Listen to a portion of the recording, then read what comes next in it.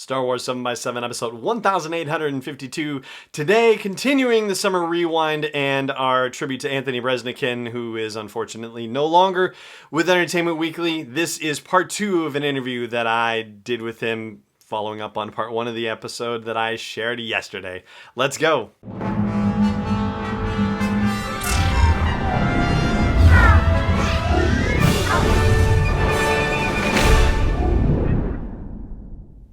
Hey Rebel Rouser, I'm Alan Voivod and this is Star Wars 7x7. Thank you so much for joining me for this second of 3 Summer Rewind episodes where I am honoring the career of Anthony Breznican. He's moved on to bigger and better things. He is no longer with Entertainment Weekly, but while he was there, he was the go-to source for anything you wanted to know about Star Wars. But of course, he did a number of other interesting things as well, including hosting the Force Awakens panel at Star Wars Celebration Anaheim. So yeah, that's a big deal. And that, of course, was the one that was hosted by Josh Gad for The Last Jedi and by Stephen Colbert for The Rise of Skywalker. So yeah, they had to follow in some pretty heavy footsteps. And we're going to talk about that Force Awakens panel hosting gig and a lot of other stuff during the second part of this conversation that I had with him from 2016 when I was in Ireland. He was back in the US ahead of Celebration Europe. I'm going to share that with you after the break, but before I go, I do want to say, may the Force be with you wherever in the world you may be. Now, stay tuned right after the break, that second half of the conversation with Anthony Breznican, former senior writer with Entertainment Weekly. This episode is brought to you by Constant Contact, the premier email marketing solution for small businesses and organizations. I've used their service since 2003, and over the past decade and a half, I've watched them evolve, make the product simpler, more powerful, easy to use, and do everything that they can to help train people to use the product more effectively and for it to work with other forms of marketing like social media, for example. So check out sw7x7.com/email to learn more about Constant Contact and start a free trial. Once again, that is sw7x7.com/email for a free trial. So, were you a fan of Star Wars before you started covering it? I never heard of Star Wars, to be honest. Like, I didn't know what that was. I read history books as a child. I was very into the Ottoman Empire and mathematics. I was a big trigonometry nut. No, I mean, obviously, yeah. I was born in 1976, so I grew up watching the movies in the theaters. I grew up reenacting the stories with my action figures. My Kenner action figures. I'm sure that if you did an archaeological excavation of my backyard and the backyard of my best friend Joey Mitchell, who lived 3 doors down, you would find a whole civilization of Star Wars characters and some G.I. Joe and some masks, like embedded in the earth, like the victims of Pompeii and Mount Vesuvius. Like, you just find them sort of still buried beneath the grass in those backyard areas. Like, I loved Star Wars. It made a connection with me at a young age, the way it did with millions of people, and that never really went away, except during the 90s for some reason, when Star Wars ceased to exist for everyone. Right. And I remember I had another friend of mine. He had like a exchange student come and stay with the family, right? And she was from Norway, Gunhild. And she had never seen a Star Wars film. And my friend's dad was like, "You need to watch these. This is part of your American experience." Right. And we were laughing at him, like, because he was like, "These are some of the greatest movies ever made." And to us, at age like 15, 16, like, Star Wars was kids stuff. That's what we liked back when we were, 8 years old, half a lifetime ago, Mm-hmm. And then we watched them again with Gunhild, the exchange student. We were like, damn, these are great movies. And then in college, the special editions came out in theaters, and I remember watching them again with my friends, again, like 5 years after I had watched them on tape, in my friend's basement. And watching them on the big screen again, man, those were fun movies. Those were great movies. I love these movies. And then you get the prequels, and you get excitement over that. And now you've got a new trilogy. Like, I love how Star Wars is like, it's like the 20-year locust, but more like every 5 or 6 years, there's suddenly like a big bloom of Star Wars that comes up. And it makes me happy. And last week, rolling out all these Rogue One stories, these these images, these character descriptions, plot details, that tease the film, hopefully without spoiling it. Seeing that make people happy really, really got, my blood going, especially since it's been such a dismal summer with terrible, horrific, nightmarish news from all corners of the world. Yeah. Star Wars is a nice escape. We can go to that galaxy where they blow up whole planets, but it's okay because it's Star Wars. How long have you been covering Star Wars for Entertainment Weekly? Well, I've been covering Star Wars since probably, when did Attack of the Clones come out? 2002? Yeah. But even Phantom Menace, I was an intern or a clerk at the Associated Press here in LA, and I was given assignments like go to the Toys R Us at midnight. Their version of Force Friday back then, right? And interview some fans who were waiting in line for these toys. I did a bunch of stories about people who were waiting. Remember how people waited like weeks out on lines? I guess this is before the days of like ordering your ticket in advance. Yes. They'd wait in line to get into the movie, and I would do stories like that back in '99. So I guess it's almost been a good 16 years that I've been covering it. My goodness. Right down to it. Or what is it now? That would be 17 years. 17 years. Obviously, I'm not a math. Oh, what you were telling me earlier, not so much, not in trigonometry after all? No, it's definitely a lie. But but it's a good 17 years that I've been writing about Star Wars to one degree or another, and it's a lot of fun. And I signed on for Force Awakens from the get-go. The minute they announced Disney was buying Lucasfilm and that there would be a new series of movies, I started covering the franchise. Did you have to lobby for that assignment, or was it given to you? Part of it's that I had connections. So when, I think the way it went down was that Bob Iger announced the acquisition of Lucasfilm in like an earnings call, with Walt Disney Company investors. And at that point, I don't think anybody was really listening to that earnings call. It was like suddenly this news started to make its way around. So I hop on the phone and call all the people I know at Disney and say, is this true? Yes, it's true. Okay. Well, not that they were going to hide that at that point, but you just get on from the get-go that you could call and confirm things. I remember the rumor that J.J. Abrams was going to direct. I came out of an interview, walked out of my office, and people were in the hall pulling their hair out oh my God, J.J. Abrams, there's a rumor that he's going to direct, which was baffling to us because he had gone on the record with us, with another reporter, saying he was not going to direct. So then it was up to me to call around and get that confirmed, because again, we don't just report things that other people report. We try to get our own confirmation of that, even if it's something simple like casting news.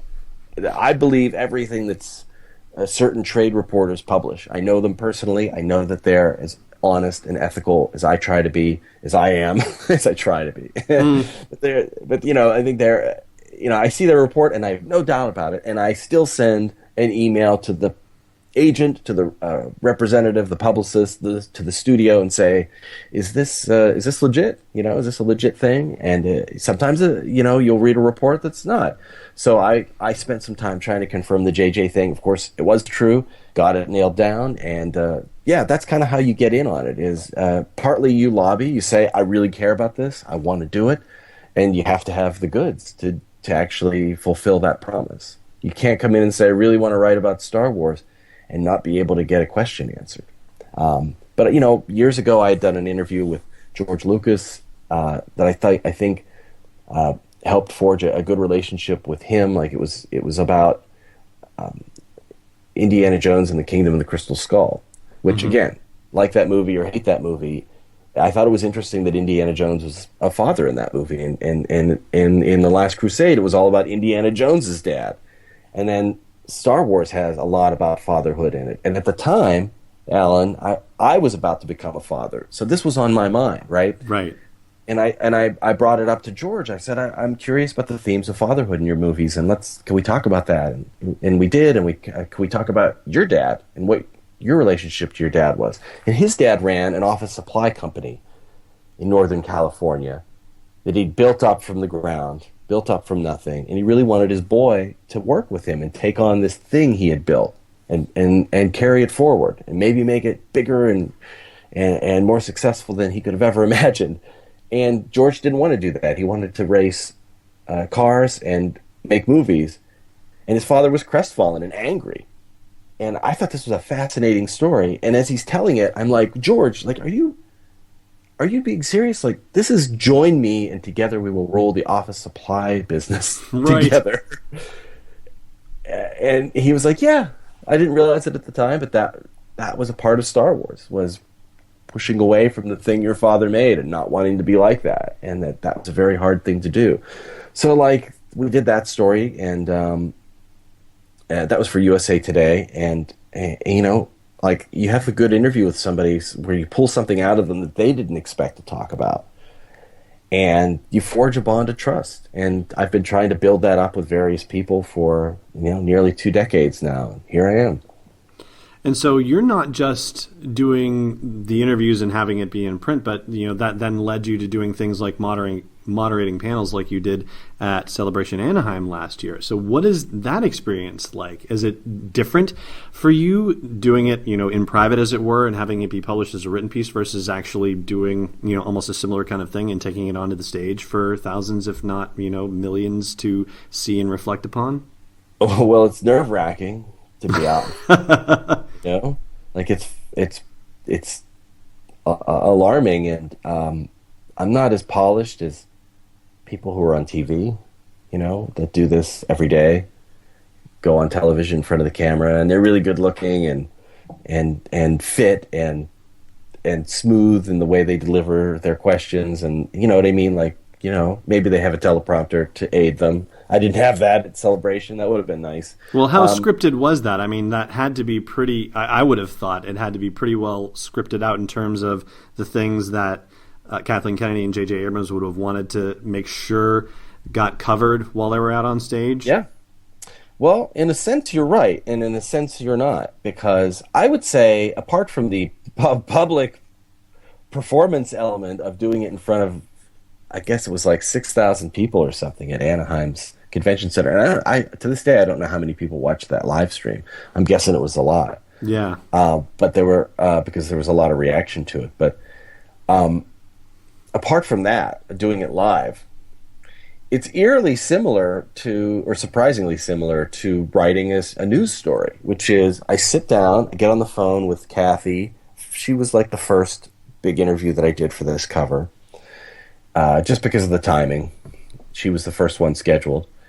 And, you know, I'm kind of feeling my way. I know the basics of the story, and I'm trying to find out what else we can present. Now, I'm also not interested in breaking spoilers. Like, if I found out the end of Rogue One, like if I got my hands on a script for Rogue One, I'm not going to tell you the end of it. You know what I mean? My readers would hate that, and I would hate that. So I'm very cognizant of what's a spoiler and what's not. And sometimes I ask to have the spoiler explained to me, because then it's a little easier to write around it. Sometimes you could stumble on a spoiler or suggest something because you don't even know it's there, you know? Right.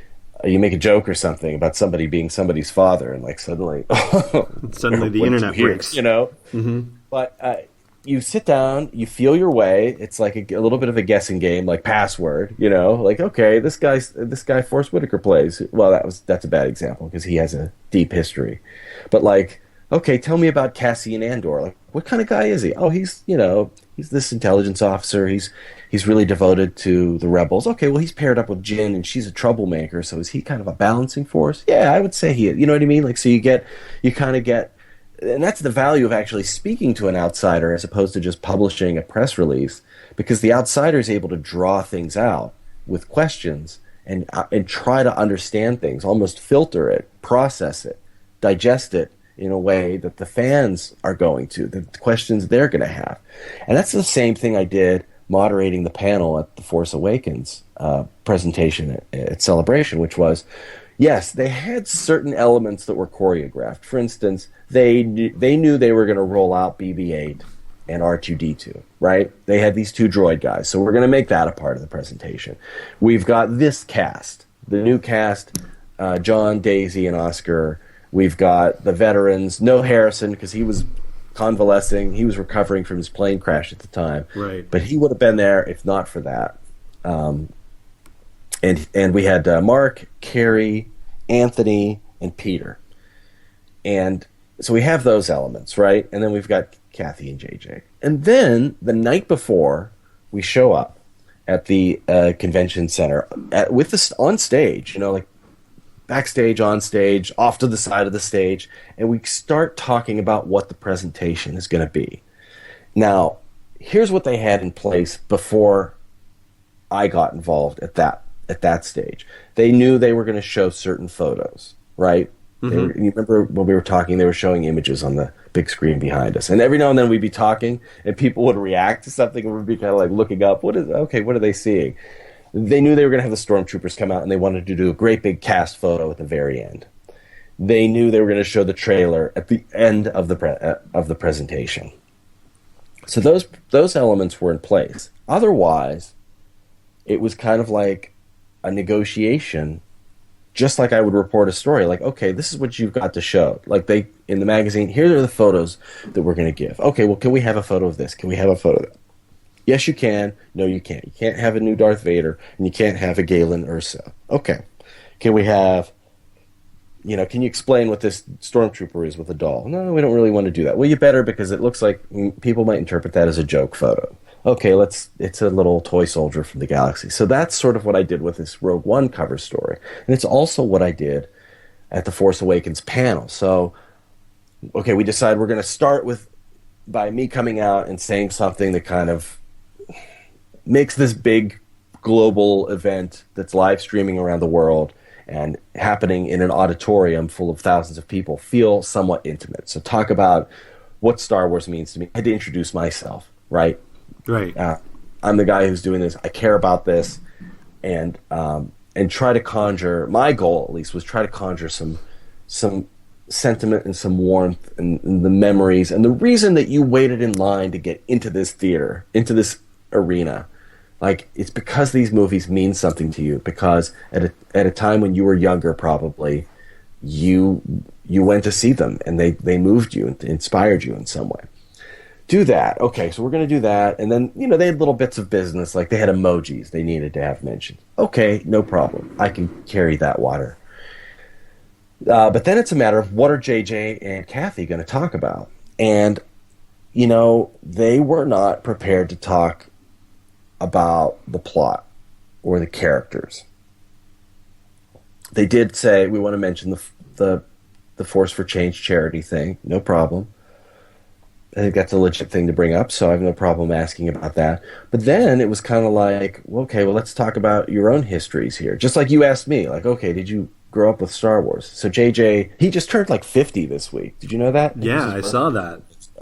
But so he was like in his early teens, I think, when Star Wars came out. So okay, tell me about your experience with this. And Kathy was older, so she wasn't necessarily a kid when those came out, but she talked about her own experience with it and working with George over the years and getting to know him on the Indiana Jones movies. And then it was like, okay, we're going to bring out the droid guys and talk to them for a little while. So I came up with the questions for that. And then, JJ, I said, I think we should give people something. And JJ was ready to talk about Jakku, Mm-hmm. And explain that was the name of the planet, that it wasn't Tatooine.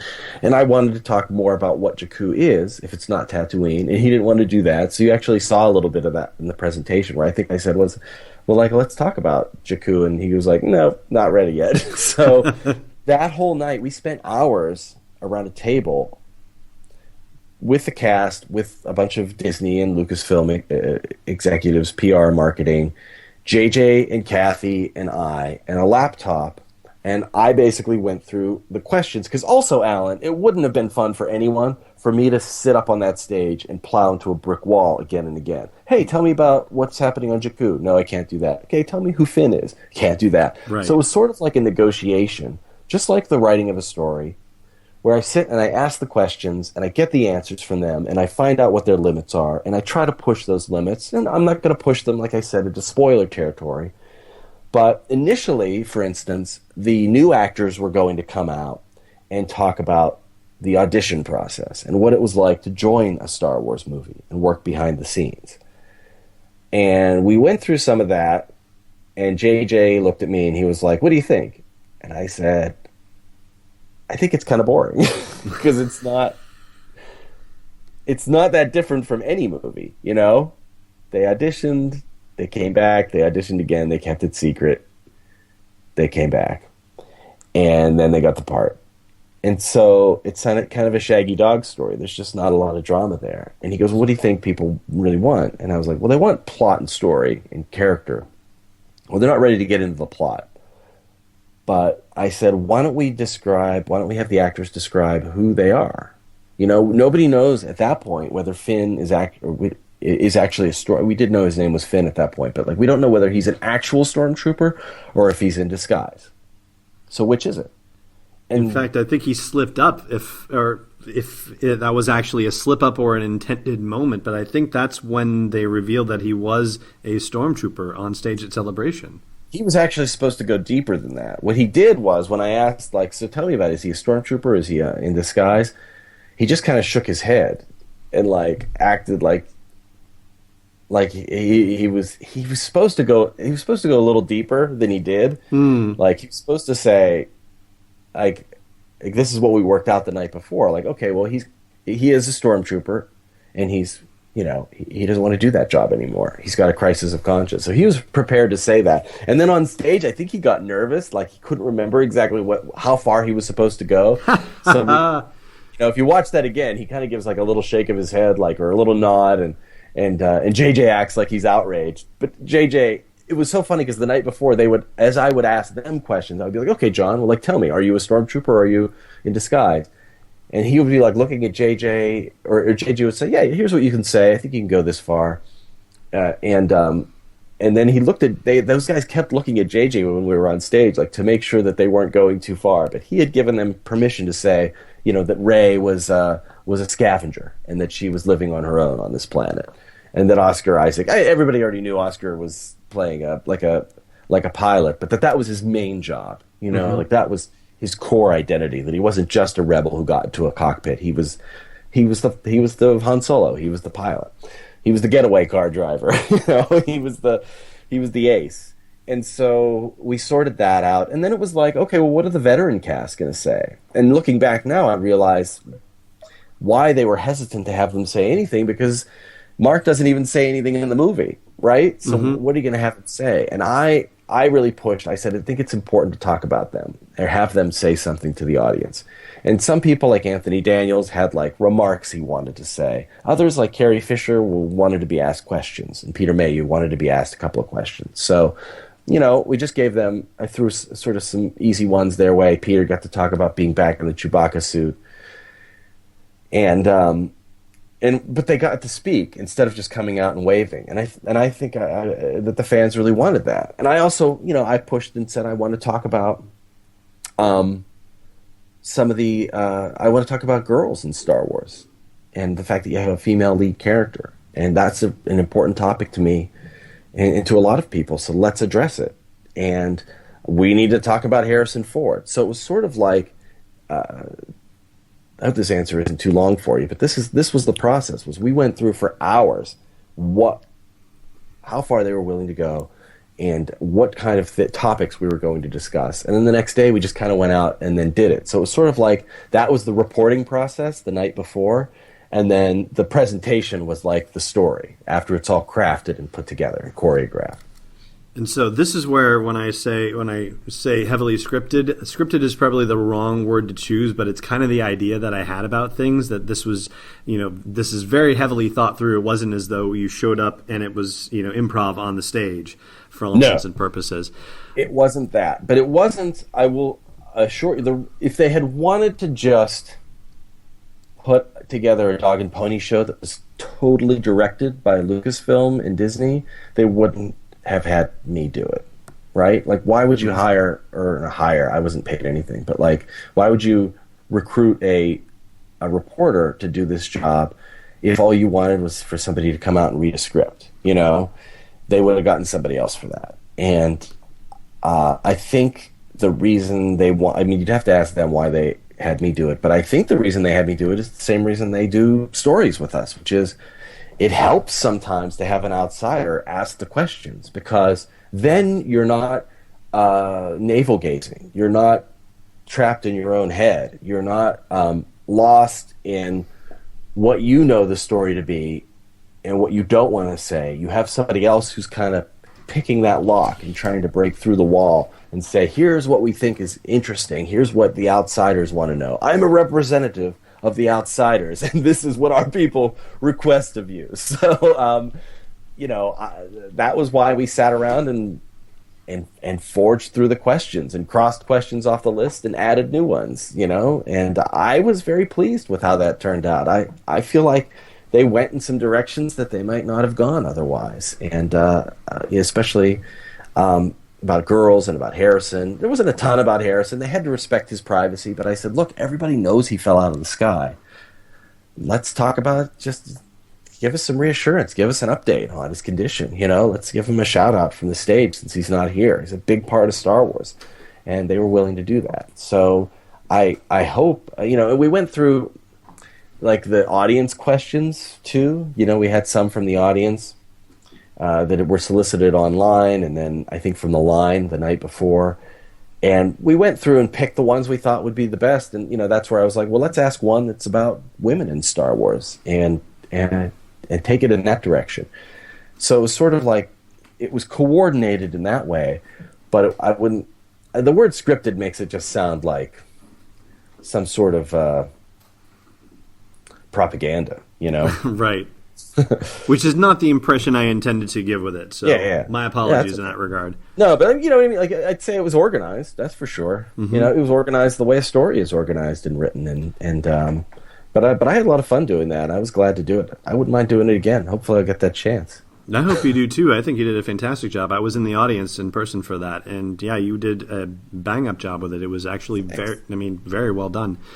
Thanks. And I think it's a testament too to just the value of writers and editors. I know sometimes in Hollywood they get short shrift on things, but even coming back to Rogue One, it's kind of a surprise in a way in this day and age where so much film is shot now and they have access to it immediately, as opposed to having to ship dailies off across country or across the pond, as it were, to have them reviewed and see what shots they got and what shots they still need. Like, you'd think they have everything now, but the editor is really just an unsung storyteller in the Star Wars universe and in movies in general. So I think that's ultimately what we've come down to, is a realization of the power that the editors have in shaping these stories, and then also being sort of the arbiter of the reshoot situation then as well.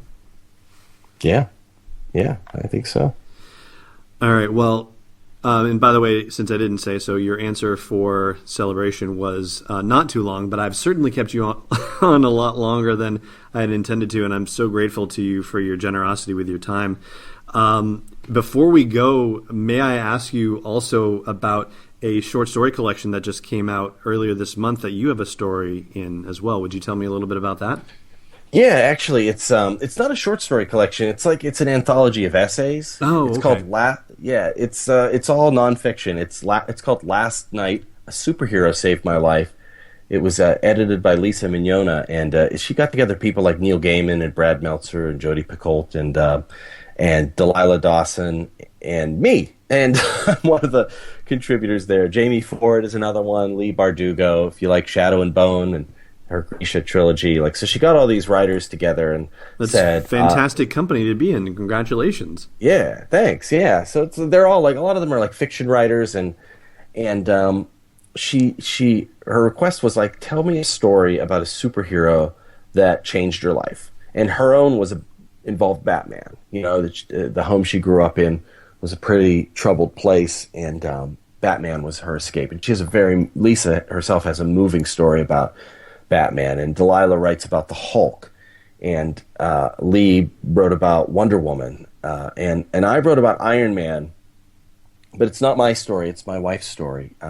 She was a heart patient when she was a little girl, and I think all kids in those situations, how you see Robert Downey Jr. and Chris Evans pop into a children's hospital, and they're in costume, and the kids, the looks on their faces, you see these sort of sunken faces and these kid, if they have cancer, like they're bald headed, and you could tell they're physically sick, but their eyes and their smiles are just so bright because they're seeing their hero in front of them. And my wife was one of those kids. She didn't have cancer. She had a heart problem. She had a hole in her heart called tetralogy of Fellow when she was a little girl, and was very sick. And her big brother used to share his comics with her in defiance of all conflict between big brothers and little sisters. Right. Like, he violated that treaty, but I think it was okay. She, she got a lot of joy and strength from reading his comics with him about Iron Man, about Spider-Man, about Wolverine. But I fixated on Iron Man because he's a hero with a bad heart. He's got those metal shards that are inching toward his heart muscle, and that arc reactor in his chest is pulling them back. And that's always the way it's been from his origin. That's why he had to keep that thing in his chest, going back to the original comics. And so, I wrote about the strength that kids can get, big brothers can give their little sisters, and that little sisters can take when they need it, when they're feeling not so healthy. And it's a short story that's really important it's a short story. It's an essay that hits on something that's important to our family, but I think hopefully connects with a lot of other families. I think there are a lot of little girls out there who would love to share their big brother's comics, whether they're sick or not, but especially if they have something in their life that requires a little extra strength. Alan, I'll tell you, whenever I moderate a panel at like something like Celebration or especially Comic-Con in San Diego, you look out in those front rows and the whole place is filled with people in costume. But in the front rows, that's where they have the people, the handicap seating, the disability seating. And you'll see people who have crutches and wheelchairs, and maybe they're even incorporated into the costume in some way. But they're dressed up as their favorite heroes. And they're getting some kind of strength from that. And I think of the dad who made the tiny little Iron Man suit for his premature baby for Halloween a couple of years back. And that wasn't for the baby. That was for him and his wife, so that they could get a little strength and get this cute picture of their tiny little premature son in his Iron Man mask. And seeing that, Alan, really makes me think about when I cover these movies, because I write about the Marvel movies for EW too. But Star Wars, Marvel, DC, these aren't just entertainments to a lot of us. They touch us very deeply. And this collection, Last Night, A Superhero Saved My Life, tries to explore what that connection is for the writers who contributed to it. And so I hope if you're into this kind of world and you're interested in, and you have those feelings and experiences yourself, hopefully this is a book you might like or make a good birthday present for somebody else who also feels the same way. Well, thank you very much, and I absolutely wholeheartedly agree and hope that everybody listening gives that book a chance. Last Night, A Superhero Saved My Life, and I'm looking forward to checking it out as well. Thanks, and Anthony, again, thank you so much for all of your time today. I greatly appreciate it, and I know our listeners appreciate it. I love that you asked hard questions. That it wasn't just a Star Wars love fest. I love that you tested the reshoots question, the reshoots reporting. I'm actually really happy you brought all that up because. And not a lot of people ask about the process of reporting these things, but they make assumptions about it. So kudos to you. Great questions. I love a feisty interview when and it's very rare that I get to be on the other side of it. So, good job. I think you hit on some interesting topics. It's fun to talk about. Well, thank you. It's always fun to talk about, and I'm just curious about. I'm curious about you, and I'm curious about the work that you do, and the fact that you have a very interesting place in the Star Wars universe on your own. When I look at the universe of how Lucasfilm ends up communicating what's going on in the Star Wars universe, it seems like between Entertainment Weekly and Vanity Fair, those two publications have sort of most favored nation status, as it were, with Lucasfilm, and yet there has to be an objectivity that happens as well. I think I had a question in here about it, but I think you pretty much answered it throughout the course of the interview about how you manage to maintain your objectivity in reporting about the franchise, whether it's Lucasfilm or Marvel or DC, while still being a fan of it. And when you talked about being beholden, for lack of a better word, to reporting the truth, and that's what your standard is, and making sure that you're not just going on rumors and games of telephone that could be happening, and you're reaching out to primary sources.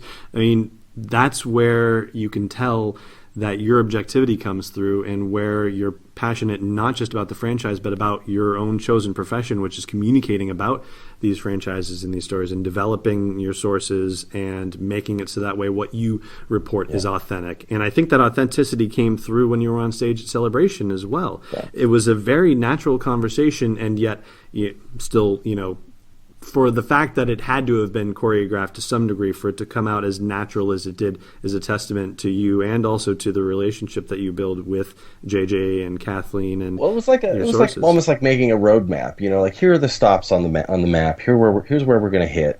And then, but the words themselves weren't scripted. Like, my questions weren't. I mean, I had notes.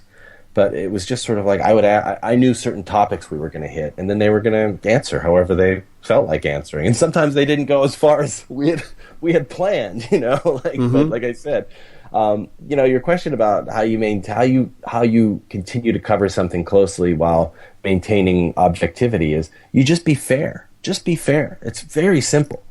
Don't take a shot just for the sake of taking a shot. Don't throw shade or snark into it to score some brownie points or make a mean joke. I mean, you can make jokes. I don't mean to say that, but just be fair. Don't make things worse or better than they are, and you'll be fine. And that's all it comes down to. I love writing about the fun stuff, revealing the pictures and diving into the characters. When the China poster cuts John Boyega down to nothing, you got to talk about that too, Mm-hmm. And you've got to report when Harrison Ford gets crushed by a door. There are all sorts of topics in these stories that, they're not necessarily part of the marketing plan. The reshoots being brought up was nobody's idea of anything that they wanted in this story from the studio perspective, but you've got to talk about it. If we didn't, that would look awful, and it would set off alarm bells. And so you just be fair, you tell the truth, and you're fine, Mm-hmm. It's a good lesson for anything. Yeah, and I think hopefully the next big thing that then comes through, the next bigger theme, and I think you touched on it a little bit in your interview with John Knoll, is the fact that we're seeing a father-daughter relationship for the first time in Rogue One, and possibly, maybe, we're seeing that with with The Force Awakens in Episode 8 and Episode 9. We don't yet know for sure, but to see the Star Wars franchise go from fathers and sons to fathers and daughters is a remarkable shift, I think, and I look forward to seeing you reporting on that too, especially now that you have a unique and very personal perspective on it yourself. Yeah, definitely. All right, and so for everybody listening, where should they keep track of you and your goings-on in the world of media, social media, all that fun stuff? I got a Facebook page if you want to see what I'm up to, what I'm publishing at the moment. You can also follow me on Twitter. That's probably where I'm most active, although becoming less active as time goes on. I'm at Breznican. That's Breznican. That I spend more time on there than I should, but that's where you can finally find me most of the time, and see what I'm up to, and engage and say hi. And, of course, we will link to all of those, Facebook and Twitter, and also to your Star Wars Galaxy reporting as well at the blog post for these shows, episodes at sw7x7.com. Anthony, thank you again for taking the time to talk with us. It's been an absolute pleasure to explore this with you, and thank you so much for your generosity of spirit and information and being willing to take all the questions as deep as they could go. So thank you very much for your time. Sure, my pleasure. A lot of fun. This podcast is not endorsed or sponsored yet by Lucasfilm Limited, Disney, or 20th Century Fox. It is intended for entertainment and information purposes only. Star Wars, the Star Wars logo, all names and pictures of Star Wars characters, vehicles, and any other related Star Wars items are registered trademarks and/or copyrights of Lucasfilm Limited or their respective trademark and copyright holders. May the Force be with them. All original content is copyright 2019 by Star Wars 7x7. We hope you love it.